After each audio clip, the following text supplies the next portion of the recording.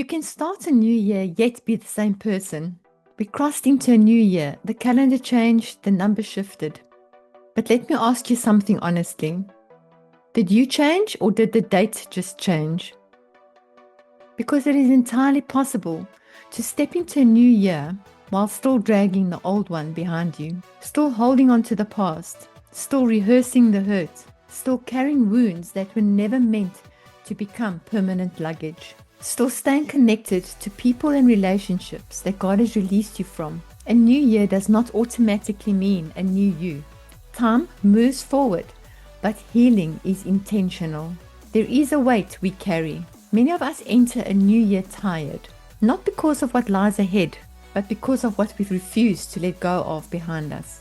We carry offenses that we keep replaying, failures we refuse to forgive ourselves for, losses that shaped us but now define us, relationships that drain us instead of building us, friendships that are not meant for you. And then we wonder why we feel heavy, why peace feels like distance, why joy feels so delayed. Scripture reminds us in Isaiah 43 verse 18, forget the former things. Do not dwell on the past. See, I am doing a new thing. But here's the truth. We cannot step into what God is doing while gripping to what He is trying to remove. When familiar pain feels safer than the unknown healing, sometimes we hold on not because the past was good, but because it's familiar. We know the pain. We've learned how to survive it. We've learned how to accommodate it. We've built routines around it. We've learned to excuse bad behavior. Healing, on the other hand, requires trust. Trusting God, trusting the process, trusting that letting go won't break us, but staying stuck might. The Israelites were freed from Egypt in a moment, but Egypt took much longer to leave them. And the same is true for us. Wrong relationships can delay purpose. One of the hardest things is to release people. People we loved, people we outgrew, people who were part of us for a season, but not meant for the destination.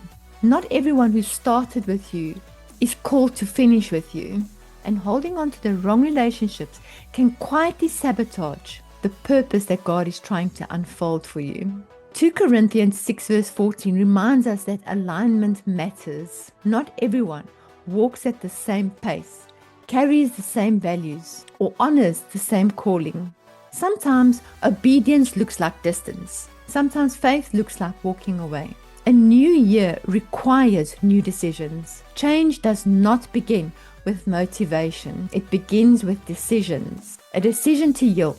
A decision to stop bleeding on the people who never cut you. A decision to release what no longer serves God's purpose in your life. You don't need a perfect plan. You need a surrendered heart. Psalm 147 verse 3 says, He heals the brokenhearted and binds up their wounds. But wounds must be exposed before they can be healed. Hidden pain doesn't disappear, it just controls us quietly. Let this year be the year that you travel light. Imagine stepping into this year lighter, not because life got easier, but because you stopped carrying what God never asked you to carry. This is the year you stop reliving what God has already redeemed. Stop chasing people who do not choose you. Stop identifying with your pain instead of your purpose. You are not what hurt you. People's opinions do not define you. You are not what failed. You are not what you lost. You are what God is still shaping. In closing, a new year is an invitation, not a guarantee. An invitation to release, an invitation to realign, an invitation to let go of certain people, an invitation to trust God of what you have been holding on to tightly. So don't just enter this year, surrender into it. Because when you let go of what was, you make room of who you are becoming, and that is the true path to purpose.